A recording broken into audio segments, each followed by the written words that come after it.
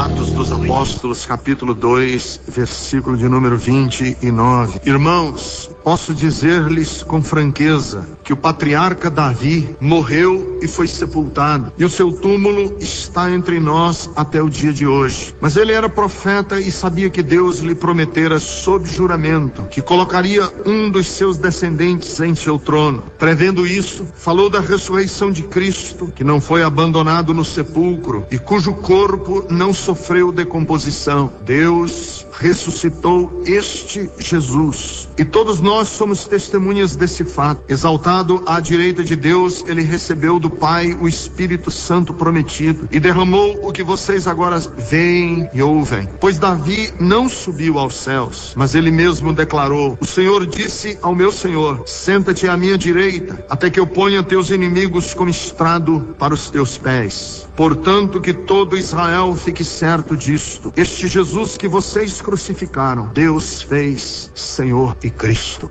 Quem foi Jesus? O que Cristo representou na cultura judaica? Quem era ele, já que ele foi um judeu? Vejam, na história da humanidade, reinos se sucederam no apogeu. Impérios conseguiram na história da humanidade marcar as épocas. Por isso que o reino egípcio, o Egito, foi uma grande nação imperial dos seus dias, debaixo das diversas dinastias dos faraós. O babilônico foi um reino que marcou a história da humanidade por séculos, debaixo principalmente do reinado de Nabucodonosor. Os macedônios tinham, naquela época onde hoje fica parte da Iugoslávia, da Sérvia, debaixo do poder de Alexandre o Grande, um reino que alcançou o mundo. O Império Romano, que tornou-se célebre no mundo debaixo, principalmente da liderança de Júlio César,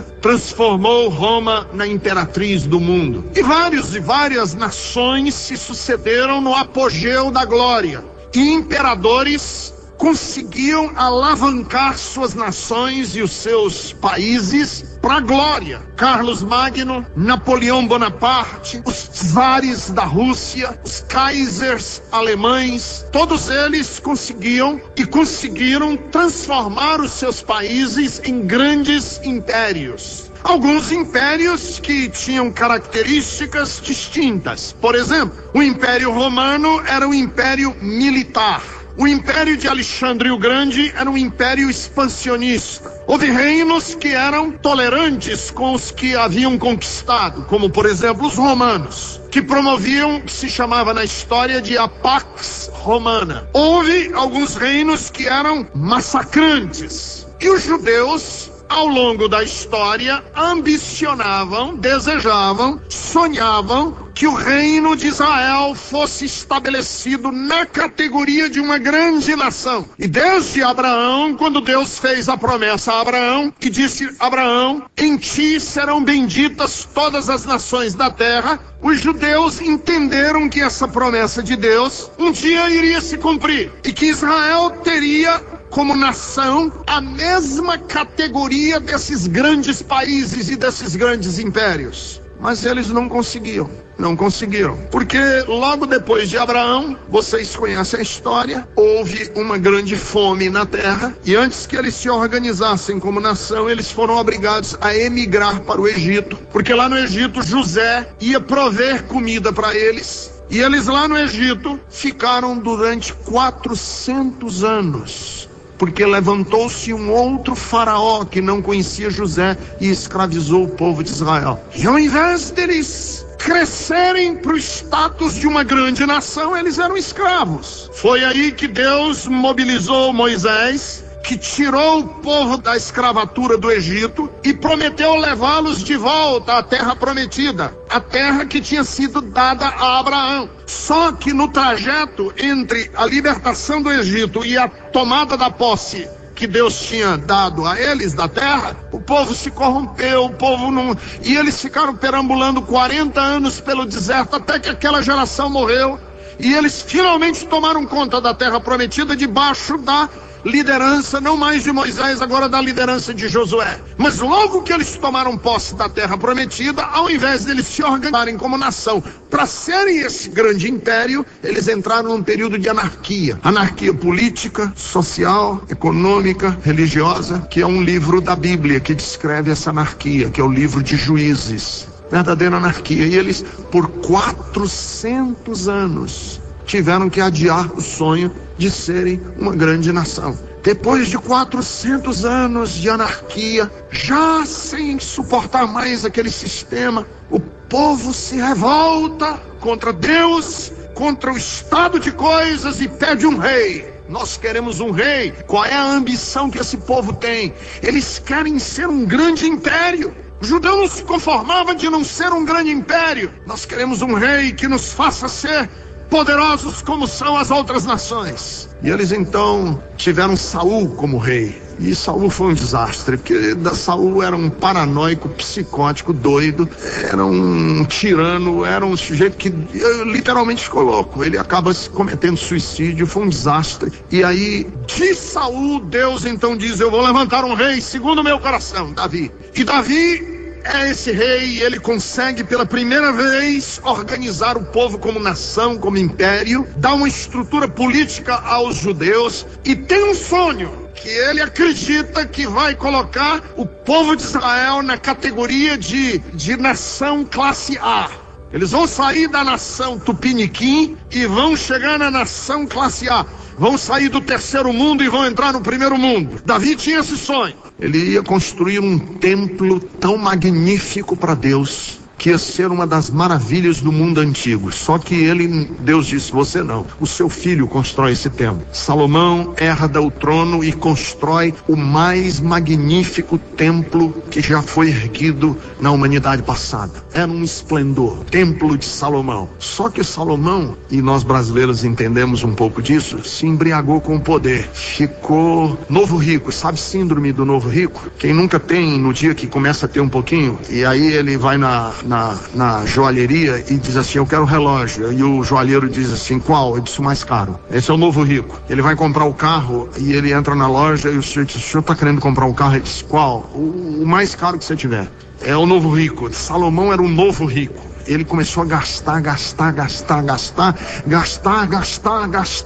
e gastou tanto que quando ele passou o trono para o herdeiro dele, teve uma guerra civil em Israel por causa de impostos. E Israel se dividiu, Israel do norte e Israel do sul. Eu estou dando para vocês aqui uma sinopse do que é a história de Israel no Antigo Testamento. É isso aqui. Rachou. Israel do norte, Israel do sul. O Israel do norte e Israel do sul ficaram duas nações distintas. E o sonho de ser um grande país, cadê? Não se concretizava. Estavam brigando entre si em guerras internas, não acontecia. E o judeu pensava assim: um dia nós vamos ser essa grande nação. E para nós sermos essa grande nação, vai ser o Messias que vai chegar. Quando o Messias vier, ele vai ser poderoso. E aí ele vai levar Israel, vai acabar com a bagunça, e ele vai ser o imperador não só de Israel, ele vai ser o imperador do mundo. E aconteceu que o reino do norte entrou em decadência, veio o rei da Síria, destruiu com Israel, e o reino do sul, que se chamava Judá, veio Nabucodonosor, invadiu, e só não destruiu completamente, porque Deus preservou um remanescente para dele vir Jesus. Que senão também tinha se acabado tudo. Deus diz assim: por amor a Davi e a promessa que fiz a ele de que seu trono alguém ia herdar, eu vou preservar Judá. E aí Deus preserva Judá. E é um povinho assim, pequeno, michuruca, que não, entendeu?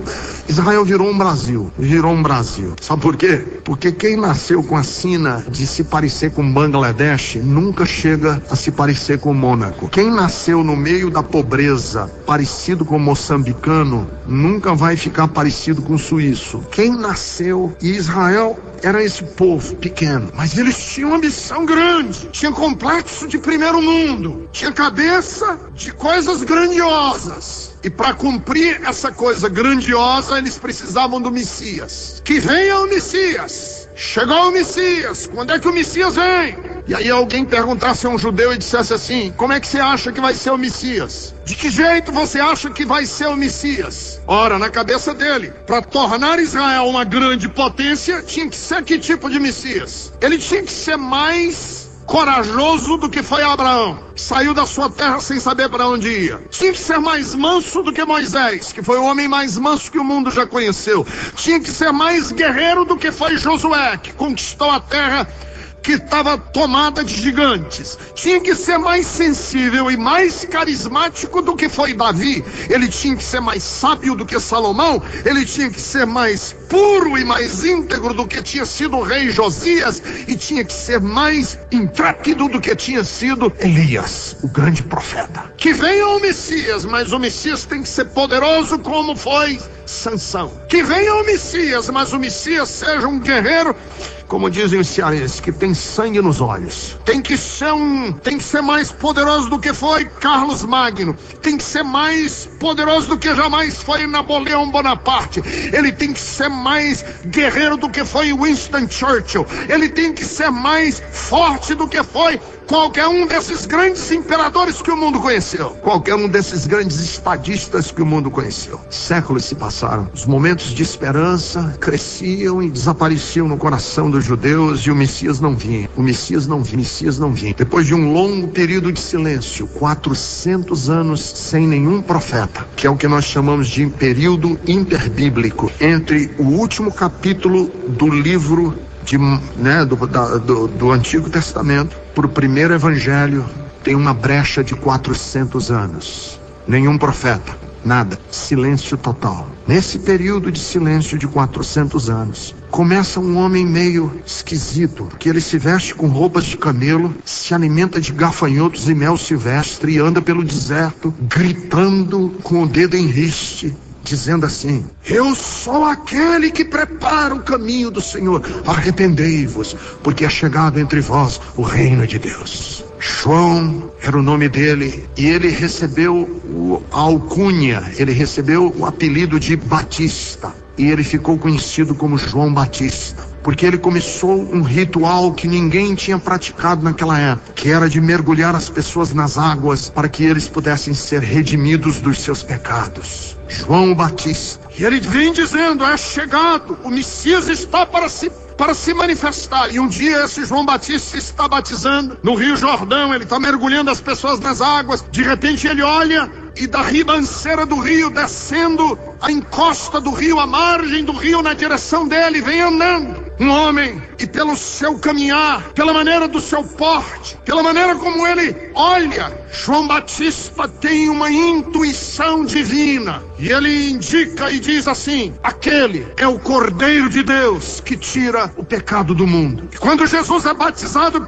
pelo Batista no Rio Jordão, abre-se o céu, rasga-se o céu de norte a sul, de leste a oeste, e do céu rasgado vem o Espírito Santo na forma corpórea de uma pomba e envolve o corpo de Cristo. E ouve-se do céu uma voz que diz: este é o meu Filho amado, em quem o meu coração está satisfeito. E Jesus sai dessa experiência, vai para o deserto, e quando ele volta do deserto, ele vai para Nazaré, e na cidade de Nazaré, que foi a cidade que ele foi criado, Jesus pega o livro do profeta Isaías, no capítulo 61, e Jesus lê as seguintes palavras: o Espírito do Senhor está sobre mim, e ele tem me ungido para pregoar boas novas. E ele começa a ler o texto do Messias, de Isaías. Pregar boas novas aos pobres, libertar os cativos, dar vista aos cegos e anunciar o ano aceitável do Senhor. Fecha o livro do profeta Isaías e diz assim: hoje essa profecia se cumpre diante dos olhos de vocês.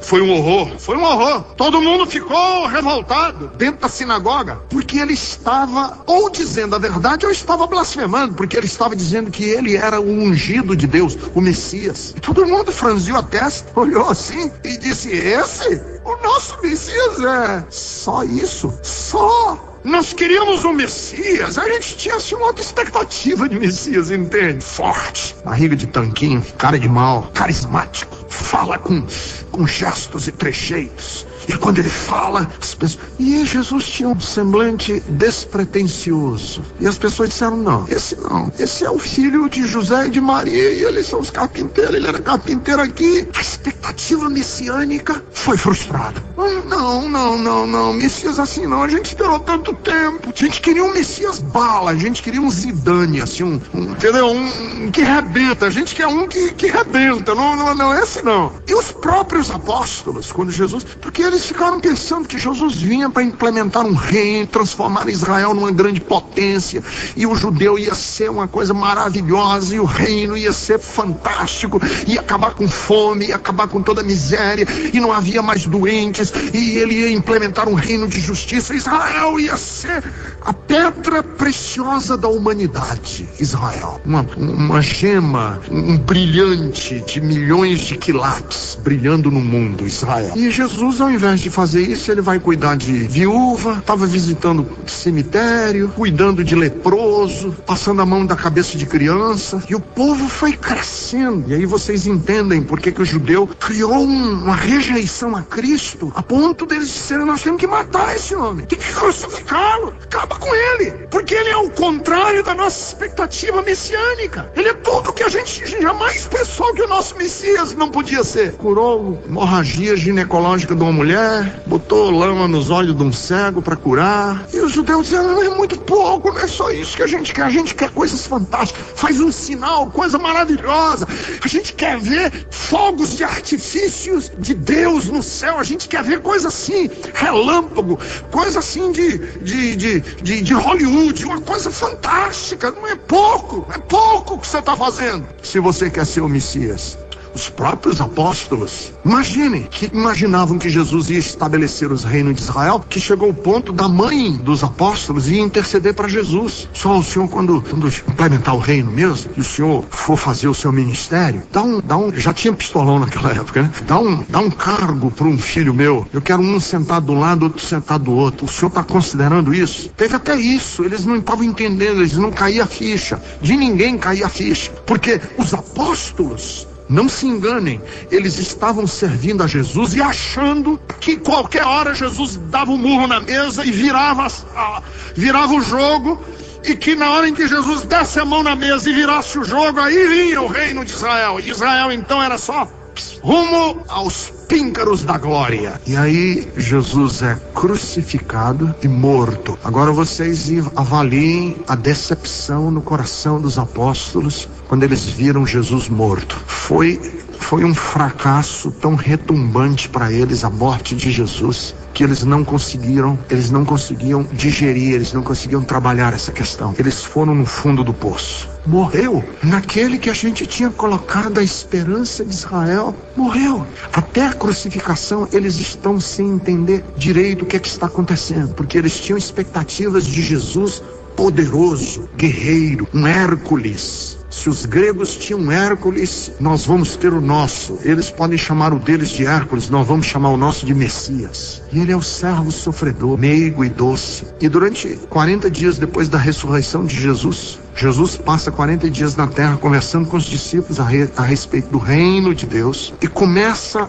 devagarzinho cair a ficha. Começa a cair a ficha devagarzinho. Jesus disse, vocês só vão entender direito depois. Agora ainda não, vocês ainda estão aéreos nessa história toda. Fiquem em Jerusalém, até que do alto vocês sejam revestidos de poder. Aí vocês vão entender. E eles vão para a cidade de Jerusalém, sobem numa espécie de um duplex, numa casa de 2 andares, vão para o 2º andar, num lugar chamado cenáculo, e 120 pessoas se reúnem para orar. E eles começam a orar. E nesta reunião de oração, de repente, a Bíblia diz que foi de repente, repentinamente, veio o barulho de um som veemente como um vento, um som como se fosse um vento forte, aquele barulho. E eles olharam para cima. Quando eles viram, sobre a cabeça de cada pessoa tinha como se fosse uma chama de fogo, uma lâmina de fogo, uma língua de fogo, na cabeça de cada um deles. E o Espírito de Deus, que tinha vindo sobre a vida de Jesus na forma de uma pomba, vem agora sobre a cabeça dos discípulos na forma de uma chama de fogo. Os envolve, os toma, os enche. E eles começam a falar numa língua estranha, louvar e glorificar a Deus nessa língua estranha. E foi um rebuliço tão grande que as cidade de Jerusalém veio para saber o que estava acontecendo. Era no segundo andar, o som se propagou na cidade. Todo mundo veio ver o que estava acontecendo, acreditando que eles estavam embriagados. E no meio desta comoção, a multidão do lado de baixo, eles lá em cima falando línguas estranhas, o povo achando que eles estavam embriagados, Pedro toma a palavra, caiu a ficha, Pedro entendeu. Ele disse o que eu acabei de ler para vocês hoje à noite. Irmãos, posso dizer-lhes com certeza que o patriarca Davi morreu e foi sepultado. O seu túmulo está aqui entre nós. Mas esse Jesus que vocês crucificaram, Deus o ressuscitou dentre os mortos e fez dele Senhor e Cristo. E é importante nós prestarmos atenção, porque nessa declaração de Pedro, nós temos 3 declarações que é preciso nós situarmos na nossa compreensão. Primeiro, o nome dele, Jesus. Este Jesus. Por que Jesus chamava Jesus? Jesus é um nome muito comum em Israel, mas Mateus capítulo 1, versículo 21, quando o anjo anuncia o nascimento de Jesus, diz, ele será chamado Jesus, porque ele salvará o seu povo dos seus pecados. Então, o ofício de Jesus não era estabelecer um reino político, não era criar uma nação política. O ofício, a partir do nome dele, Jesus, era o processo pelo qual as pessoas seriam restauradas ao propósito inicial de Deus, anterior a Abraão. Não era Jesus vir organizar um império, Jesus não vinha organizar um sistema político, institucionalizar uma entidade qualquer que fosse ela. Jesus veio para trazer homens de volta ao propósito pelo qual Deus nos criou. Para que Deus nos criou? Para que Deus fez a humanidade? Por que você existe? Por que você pensa? Por que você raciocina? Por que você ama? Por que você odeia? Por que você cria? Por que você tem a capacidade de sonhar, de esperar o futuro? Da onde vem isso? Por que Deus nos criou assim? Deus podia ter nos criado seres robotizados. A gente podia ter sido criado assim, andando para cima e para trás, como se fôssemos fantoches, como se nós fôssemos marionetes nas mãos de um artista que nos marioneta de cima. Deus nos criou com a capacidade de pensar, de sonhar. Por que Deus nos criou assim? Deus nos criou assim para podermos nos relacionar com Ele, num relacionamento lindo, bonito, livre, criativo, para que nós pudéssemos ser seres semelhantes a Ele, com liberdade, com autonomia, com a capacidade de fazer o bem e com a capacidade de fazer o mal. E a raça humana se distanciou desse propósito de nos relacionar com Deus. Pecamos, destruímos, arrasamos com o propósito de Deus, demos as costas a Deus, fugimos dele. E para que Deus mandou Jesus? Por que Jesus veio? Ele veio para ser o Salvador. O principal cuidado de Jesus em vir ao homem foi dizer o seguinte: você não precisa pensar que é rejeitado de Deus por toda a maldade que você praticou. O Deus do céu está me mandando dizer que eu posso salvar você de você mesmo, para que você possa ser resgatado de volta para Deus, para que você possa cumprir o propósito de Deus. Por isso que o ensino de Jesus não é uma proposta política. O ensino de Jesus não é uma proposta ideológica. O ensino de Jesus é uma explicação para a maldade humana. O que é que Jesus veio nos ensinar? Jesus veio nos ensinar qual é o caminho que nós podemos trilhar para voltarmos a ter comunhão com Deus. O que é que Jesus veio fazer? Ele veio nos dar o poder, a capacidade de sermos tirados de dentro dos nossos próprios algemas e dos nossos próprios prisões, das nossas próprias cadeias, para voltarmos para Deus.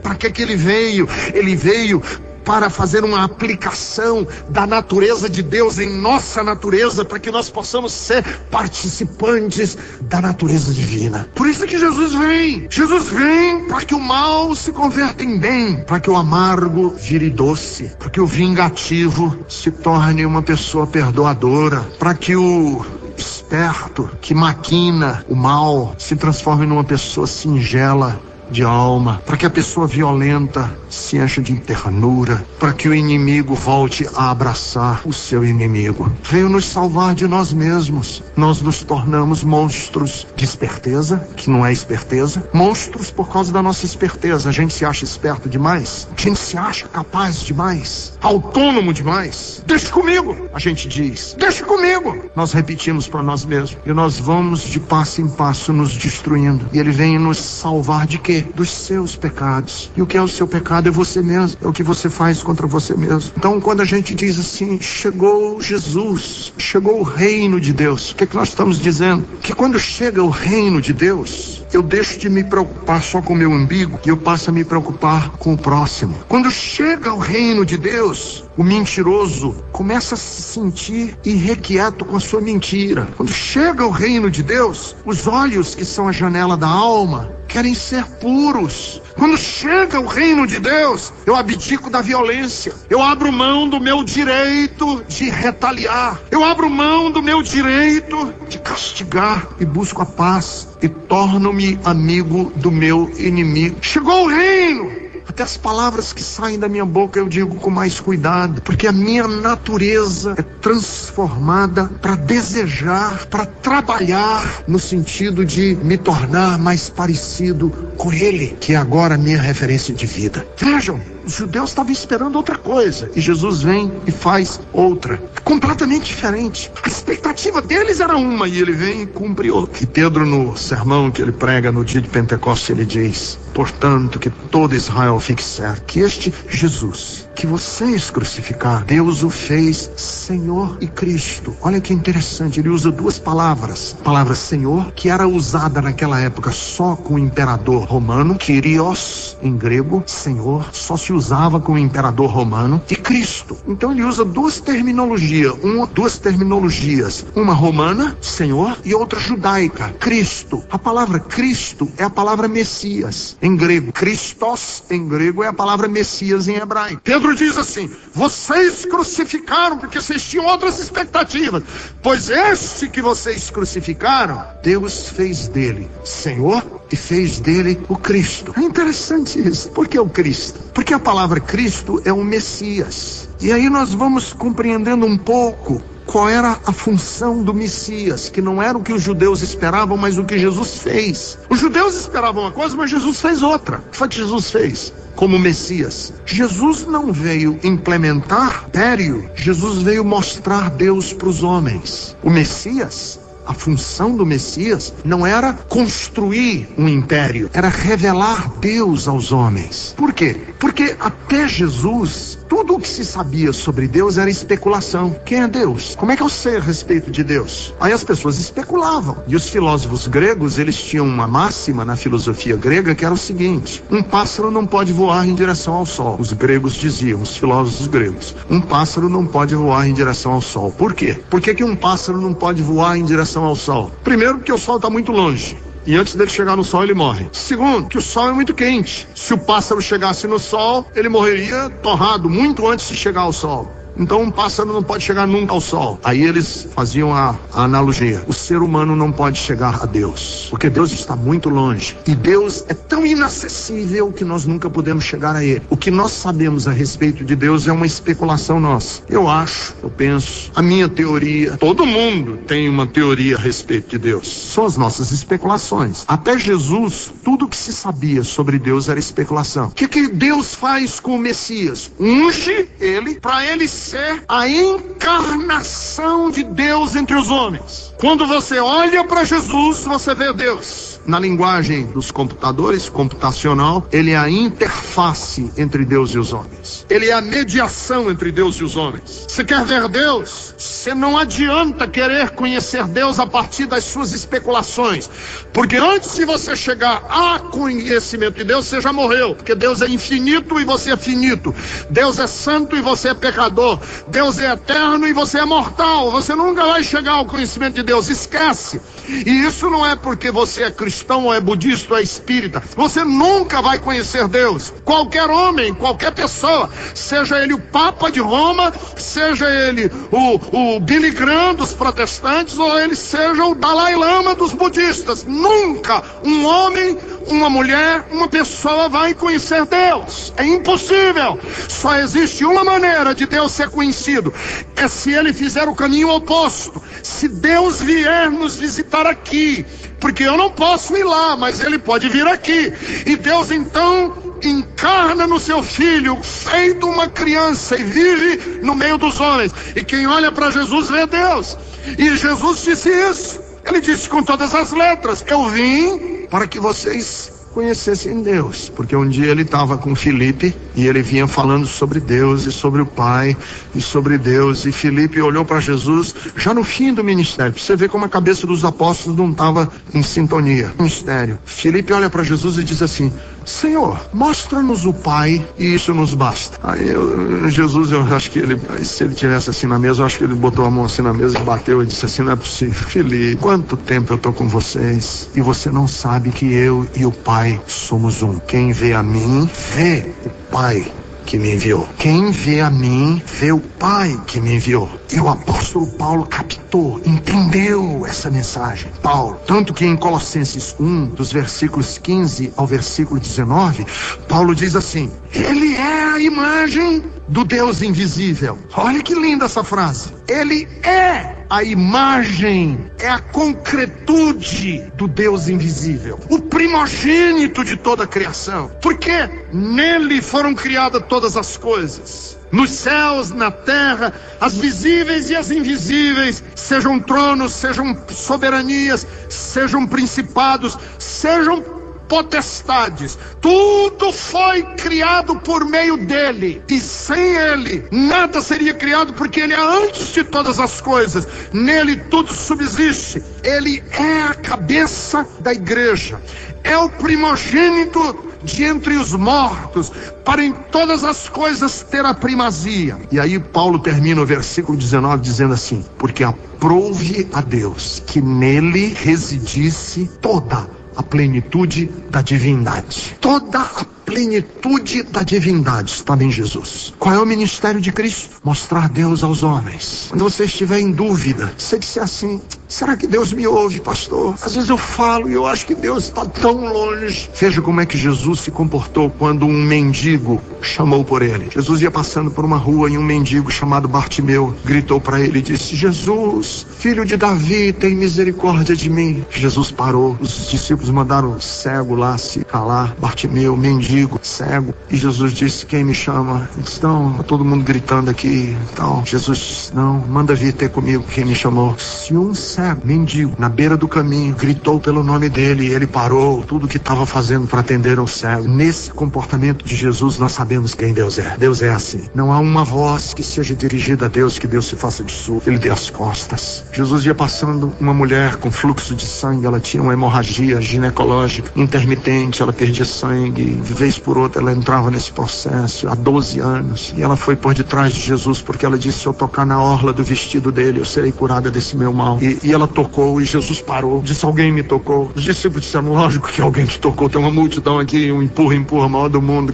Lógico que alguém te tocou. Ele disse: não, de mim saiu virtude. Como é que Deus me trata? Da mesma maneira que tratou essa mulher, da mesma maneira, com a mesma atenção. O toque dessa mulher foi importante para Jesus, o seu toque é importante para Deus. Você diz assim: como é que Deus pensa dos pecadores? Eu estou cheio de pecado. Olha para Jesus com uma mulher que foi apanhada no próprio ato do adultério e os religiosos estão de pedra na mão para querer matá-la, e Jesus olha para essa mulher e diz assim: mulher, depois que Jesus mostra que todos os religiosos também têm pecado, e ele diz: aquele que estiver sem pecado atire a primeira pedra. Aí ele olha para a mulher e diz assim: mulher, onde estão os teus acusadores? Ninguém te condenou, nem eu tampouco. Vai e não peques mais. Você quer saber como é que Deus trata com as pessoas? É desse jeito. Como é que Deus me trata? É assim que Deus trata. Quer conhecer Deus? Olha para Jesus. Quer ver o que ele pensa das pessoas tristes e carregadas de problemas nas costas? Ouça Jesus dizendo: vinde a mim todos vós que estáis cansados e sobrecarregados, porque eu vos aliviarei. Quer saber o que Deus pensa de você, mulher, que enterrou seu filho prematuramente? Seu filho morreu e você enterrou seu filho. Ou seja,